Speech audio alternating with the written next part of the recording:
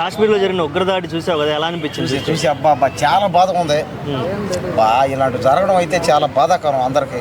ఎందుకంటే టూరిజం ఏదో అక్కడ పోతే ఆనందంగా సంతోషంగా ఉండాలని, అది మన దేశమే.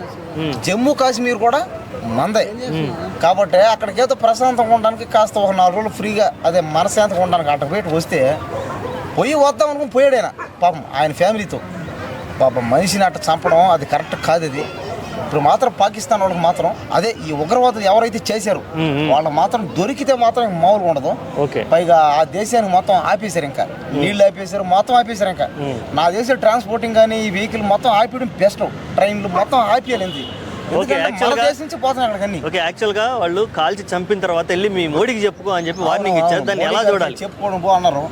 అప్పటికి మోడీ గారు వాళ్ళని అందరూ అంటే దేశంలోనే ఈ ప్రపంచంలోనే అందరూ బతకాలి, అందరూ హ్యాపీగా ఉండాలి, ఒకరికొకరు సహాయం చేసుకుంటే అన్నదమ్ములు కలిసి ఉండాలని అని అంటాడు ఆయన. ఇప్పుడు అలాంటిది ఇలా చేయడం అయితే కరెక్ట్ కాదు. ఇది చూడండి, ఇంకా ముందు ఇంకా కరెక్ట్గా ఇంకొక నెల చాలంతే, ఇంకొక నెల రోజుల కల్లా పాకిస్తాన్ మొత్తం స్మాష్ అయిపోద్ది. అంతే కనపడదు. ఇంకా ప్రపంచ పట్టణంలో కైపీకుండా చేస్తాం. అంతే చూస్తూ ఉంటుంది. వాళ్ళకి ఇప్పటికే వాళ్ళకి మొత్తం ఆపేశారు కదా, నీళ్ళు ఆపేశారు, ట్రాన్స్పోర్టింగ్ ఆపేశారు. ఇంకా ఇంకొక 4-5 రోజులు అయితే తెలుస్తుంది వాళ్ళకి. కరెక్ట్గా నెల రోజులు ఇంకా ఆ చంపిన నా కొడుకుల్ని వాళ్ళనే కాదు, ఎవరైతే నా కొడుకులు ఉగ్రవాదులు ఉన్నారో అందరినీ, ప్రతి ఒక్క టెర్రరిస్ట్ నా కొడుకు అందరినీ ఖచ్చితంగా ఈ నెల రోజుల్లోనే మొత్తం క్లియర్ అయిపోద్ది. అంతే. చాలా మంది ఏమంటున్నారంటే ఆయుధాలు లేని సామాన్యుల మీద ఎందుకు, ధైర్యం ఉంటే దమ్ముంటే మా సైనికుల మీద యుద్ధం చేయొచ్చు కదా అని అంటున్నారు. దీన్ని ఎలా చూడాలి? పాకిస్తాన్ వాళ్ళు అన్నారు కదా, అదే కరెక్ట్. మనోళ్ళు అంటున్నారు ఇప్పుడు అమాయకుల మీద ఎందుకు అట్లాగా ఇరుచుపడటం, వాళ్ళు చంపడం, దమ్ము ధైర్యం ఉంటే యుద్ధం చేయొచ్చు కదా అంటున్నారు. అది కరెక్ట్. అదే నిజమే. ఎందుకంటే పాకిస్తాన్ వాళ్ళు మొదటి నుంచి వాళ్ళు జనాభా తక్కువ, వాళ్ళకి ధైర్యం కూడా లేదు, పిరికితనం వాళ్ళది.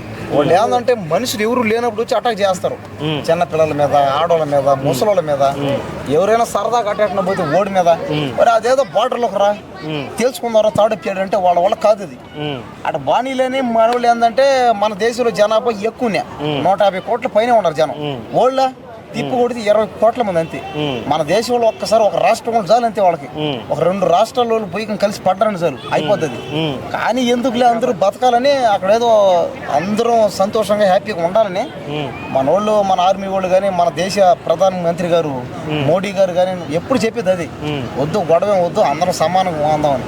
కానీ వాళ్ళు ఈ మాదిరి చేస్తే ఖచ్చితంగా వాళ్ళని దేశంలో ఇంకా లేకుండా చేయాలి, ఈ ప్రపంచంలో లేకుండా చేయాలి వాళ్ళందరూ. అంతే. ఇంకా అదనమాట. ఎందుకంటే వాళ్ళు అమాయకుల మీద, అసలు సంబంధం లేని వాళ్ళ మీద చేస్తున్నారు. అదే బాధ. నాకు కూడా అదే బాధ చూసినప్పుడు నాకు కూడా ఒకటే బాధ వేస్తుంది. ప్రత్యేకించి హిందువులనే టార్గెట్ చేసి చంపారు. దీన్ని అది కూడా మళ్ళీ హిందువులు టార్గెట్ చేశారు. అది ఇంకా బాధ. అది సర్లే, మొత్తానికి రేపటి కాలంలో లేకుండా పోతారు. జై బోలో భారత్ మాతాకే జై, జై హింద్ అన్న. లోకల్ కథలు అంటే వస్తున్నా.